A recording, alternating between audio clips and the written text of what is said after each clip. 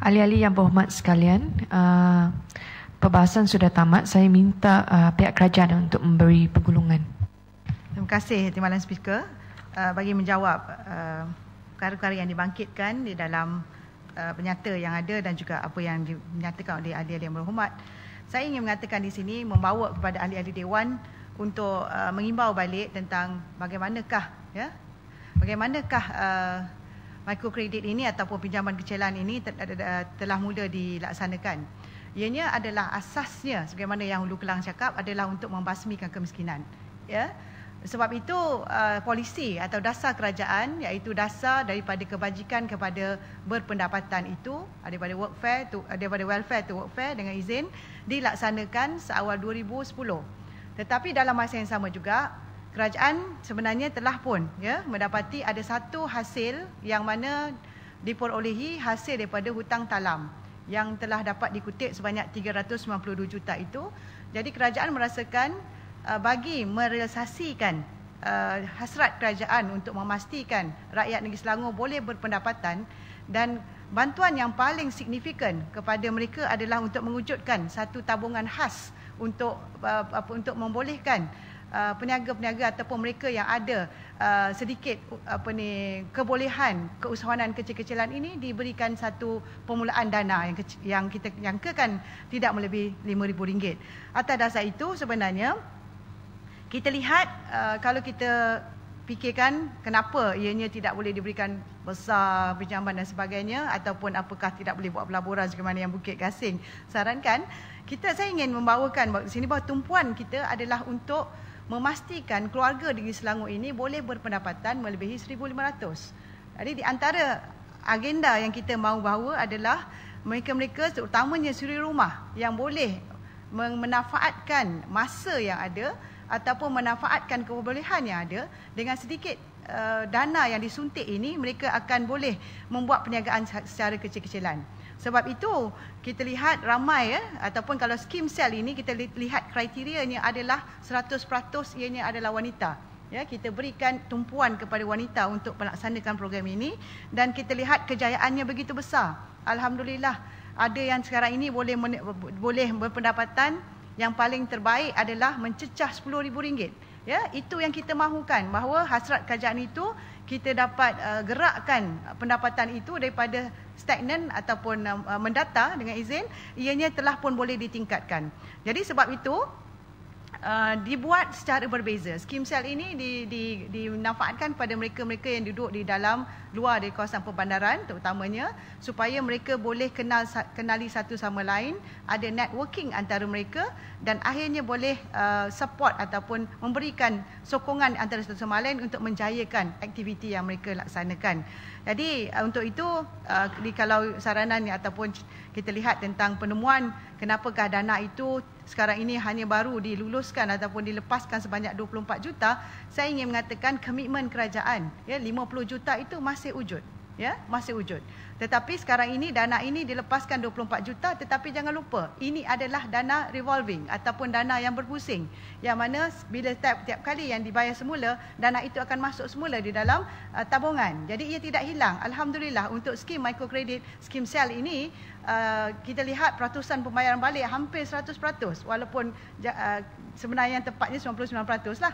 Jadi duit itu tidak ke mana, masih ada. Tetapi dalam masa yang sama, setiap bulan mesyuarat ahli lembaga, kerajaan telah pun memastikan bahawa pemantauan itu dilakukan, dan disbursement ataupun duit-duit selebih pada itu diberikan ataupun disalurkan kepada Kaldrul Hasan ataupun kepada skim sel secara berjadual, iaitu suku tahun.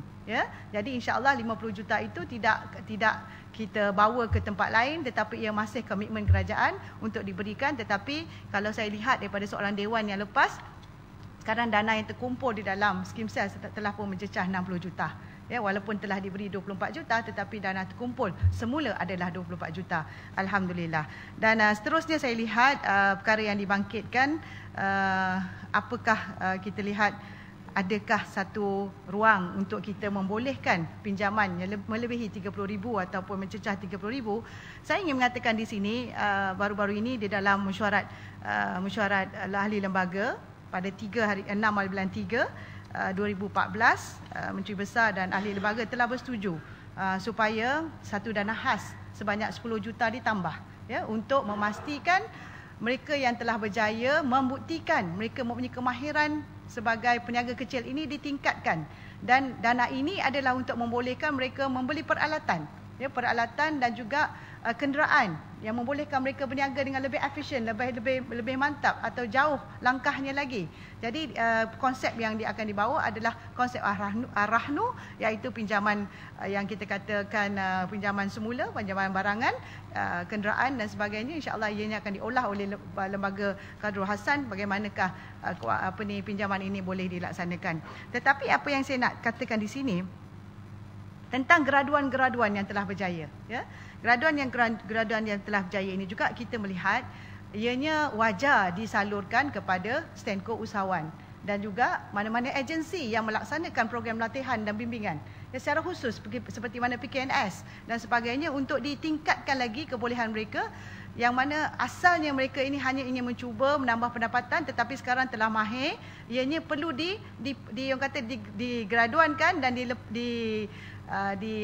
diletakkan ataupun diberikan kepada pihak usahawan dan yang lain, dan di situlah peningkatan kepada kebolehan mereka menjadi usahawan-usahawan kecil dan IKS itu boleh dibangunkan, insya-Allah. Jadi saya ingin membawa kepada pengetahuan semua yang ahli yang berhormat bahawa skim sel ini hanya dana permulaan yang kita berikan kepada rakyat negeri Selangor, khususnya pada mereka yang berpotensi menambah pendapatan yang selama ini terpaksa meminjam di sini secara tidak rasmi ataupun ada yang meminjam along, tetapi sekarang dengan dana khusus ini kerajaan telah pun memastikan bahawa tidak lagi kesengsaraan rakyat ini dibiarkan begitu saja dengan pinjaman RM1,000, RM2,000 hatta ke RM5,000 ini, insya-Allah mereka boleh berdikari. Jadi itu saja jawapan daripada saya, dan insya-Allah saranan yang diletakkan sebanyak 6 dalam penyata ini juga akan saya ambil kira di dalam perancangan program-program yang akan datang, dan akhirnya tentang tempoh kelulusan itu insya-Allah kita cuba sebaik mungkin untuk menepati kriteria atau menepati SOP supaya ianya tidak melebihi sebagaimana yang ditetapkan. Sekian, terima kasih Timbalan Speaker. Terima kasih pihak kerajaan. Ahli-ahli yang berhormat sekalian, adapun masalah di hadapan Dewan ini ialah satu usul yang berbunyi bahawasanya menurut Peraturan 765 Peraturan Tetap Dewan Negeri Selangor, Dewan Yang Mulia ini menerima penyata jawatankuasa pilihan khas mengenai pembasmian kemiskinan, JPK pembasmian kemiskinan bagi Dewan Negeri Selangor berkenaan skim mikrokredit Selangor, skim sel yang telah dibentangkan di Dewan Yang Mulia ini sebagai Kertas Mesyuarat Bilangan 8 tahun 2014. Ahli-ahli yang berhormat yang bersetuju sila kata ya. Ahli-ahli yang berhormat yang tidak bersetuju sila kata tidak. Usul ini dipersetujui. Usul seterusnya, usul nombor 10 tahun 2014, usul di bawah Peraturan Tetap 76/5 oleh Yang Berhormat Taman Medan. Terima kasih Puan Speaker. Puan Speaker dan ahli-ahli yang berhormat sekalian, saya ingin membawa satu usul yang berbunyi seperti berikut. Bahawasanya menurut Peraturan 76/5 Peraturan Tetap Dewan Negeri Selangor, Dewan Yang Mulia ini menerima penyata jawatankuasa pilihan khas mengenai pembasmian kemiskinan bagi Dewan Negeri Selangor berkenaan wanita ladang atau singkatannya WALA yang telah dibentangkan di Dewan Yang Mulia ini sebagai Kertas Mesyuarat Bilangan 8 tahun 2014. WALA ataupun singkatan bagi wanita ladang adalah salah satu lagi skim pembasmian kemiskinan di bawah program merakyatkan ekonomi Selangor khusus untuk wanita ladang. Memandangkan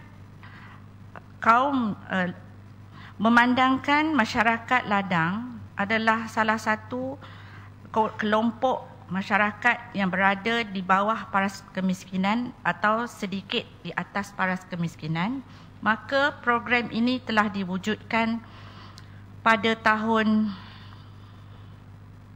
2010.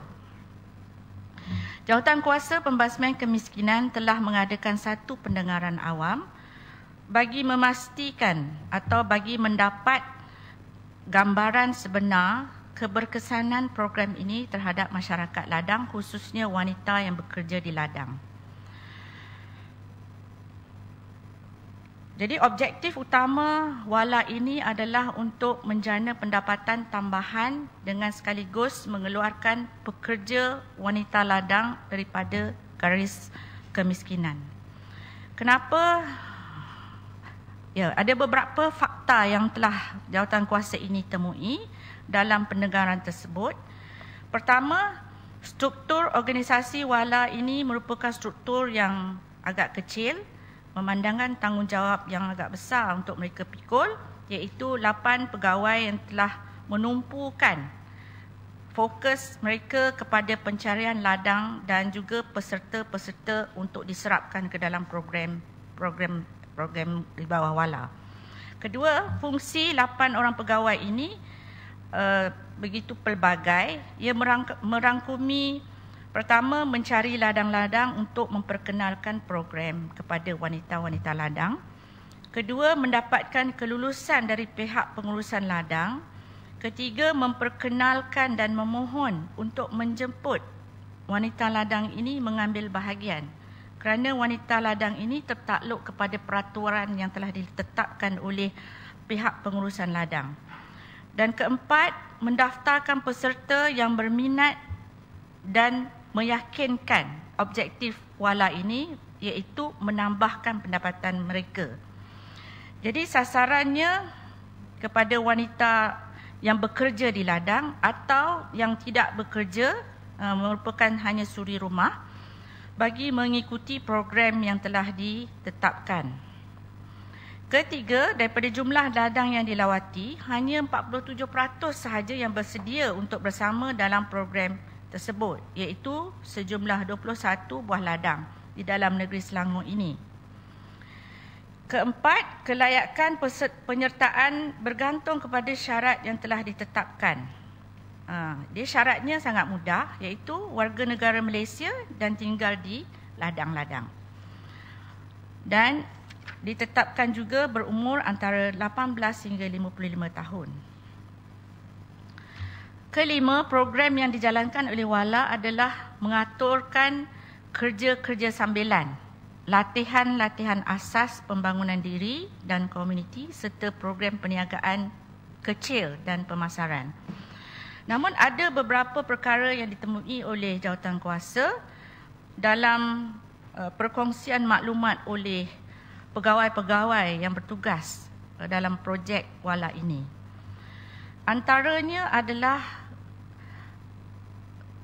mereka mendapati agak sukar untuk mendapat kerjasama daripada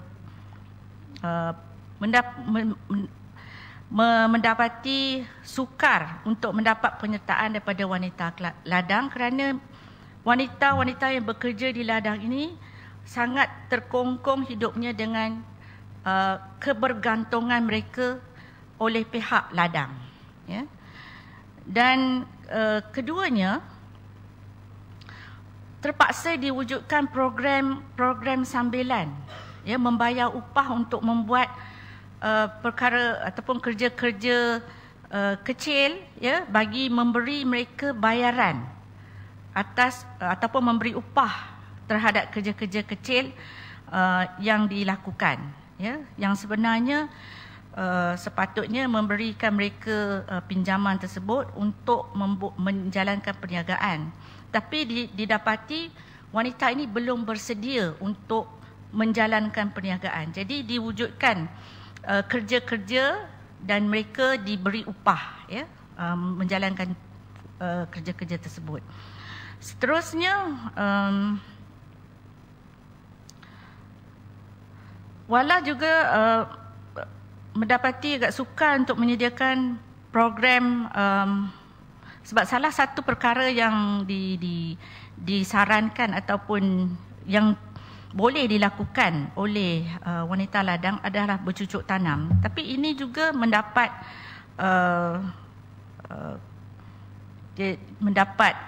halangan ataupun agak sukar untuk dilaksanakan kerana pihak ladang tidak membenarkan, ya, tanah ladang itu digunakan untuk bercucuk tanam.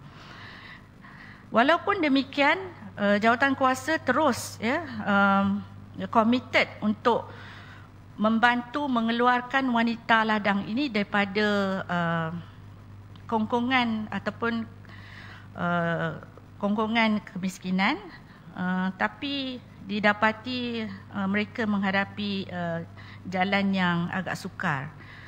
Oleh yang demikian, Jawatankuasa menyarankan beberapa perkara bagi memastikan peruntukan yang telah diluluskan untuk membiaya program ini menepati objektif penubuhan ataupun pelancaran projek tersebut. Pertama, Wala hendaklah berusaha memberi latihan daripada memberi pinjaman untuk menjalankan perniagaan, kerana mereka didapati belum ada kemahiran untuk memulakan perniagaan.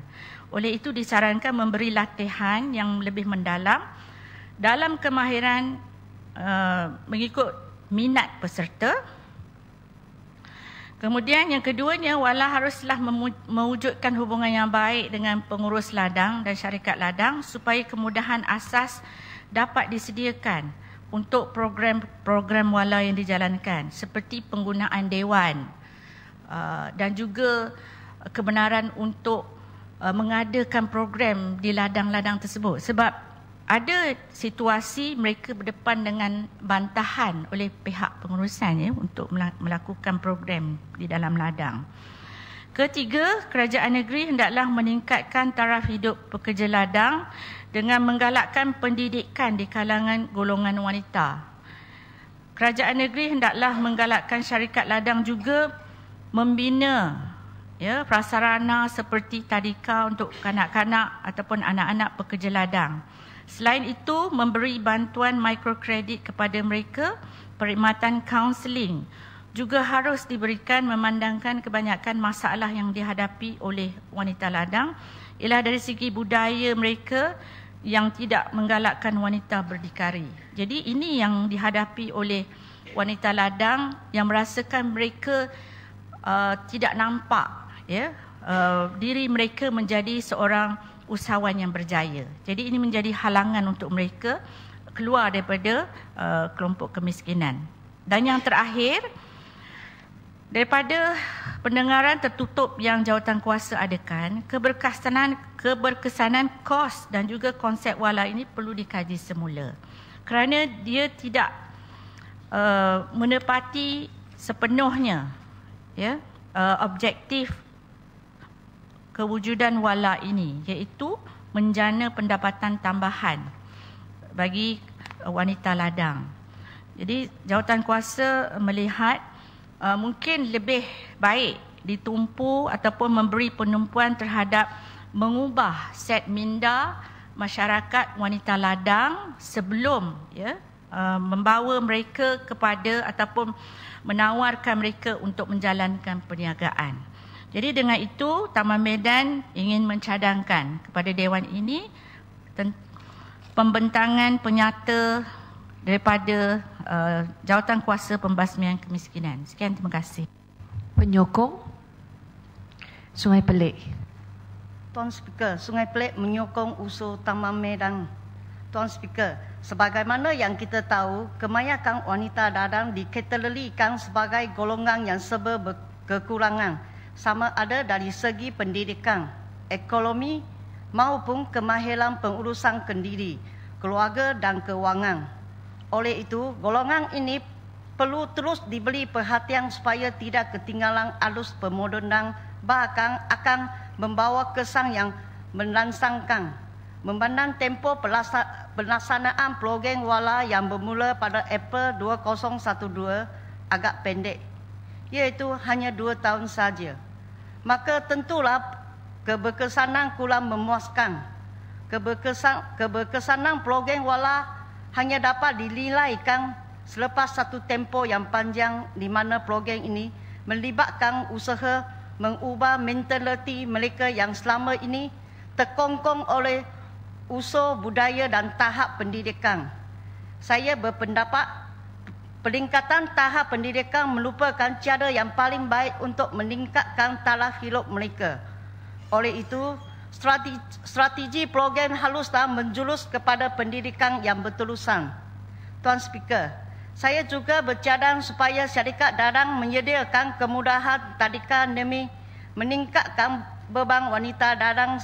Selain daripada itu, syarikat dagang juga boleh membeli insentif kepada produk yang dihasil oleh wanita dagang sebagai galakan. Dengan usul ini, Sungai Pelik menyokong program wala dikaji semula, memandangkan kegagalannya mencapai sasaran membandingkan kos yang dibelanjakan serta tenaga yang dicurahkan. Sekian, terima kasih. Baiklah, ahli-ahli yang berhormat, usul ini telah disokong, maka saya buka untuk perbahasan. Pihak kerajaan. Terima kasih Tuan Speaker. Saya ucapkan terima kasih kepada pihak Taman Medan dan Sungai Pelik yang telah pun mengutarakan satu usul. Tapi ada beberapa perkara yang ingin saya nyatakan di sini. Kenapa program Wanita Ladang ini wajar diteruskan dan tidak wajar diberhentikan adalah atas dasar kita lihat bahawa di dalam segmen di dalam Negeri Selangor ada satu segmen wanita yang sebenarnya agak tertinggal di belakang, iaitu wanita-wanita di dalam ladang. Tetapi bagi pendekatan Kerajaan Selangor, kita tidak mahu mana-mana pihak tertinggal dalam konteks untuk memastikan mereka terlibat secara langsung dalam program-program dan aktiviti kebajikan Negeri Selangor. Atas itu wala ini diwujudkan. Ingin saya beritahu bahawa wala ini adalah satu projek yang sebenarnya ada dua pendekatan yang ingin kita lihat. Satu adalah pendekatan di mana individu di dalam ladang itu sendiri, iaitu wanita ladang, diberikan satu tumpuan. Yang keduanya, kita mahu memastikan di environment ataupun keadaan persekitaran dan infrastruktur di dalam ladang itu juga diperbaiki. Tetapi fokus untuk wanita ladang ini ataupun program wala ini adalah sebenarnya memang komitmen kita masih lagi untuk menambahkan pendapatan mereka. Jadi untuk itu pada asalnya kita lihat kemungkinan ianya boleh terus kita berikan microkredit dan sebagainya, tetapi setelah hampir 6 bulan yang pertama itu kita lihat wanita-wanita ladang masih belum di tahap yang kita jangkakan.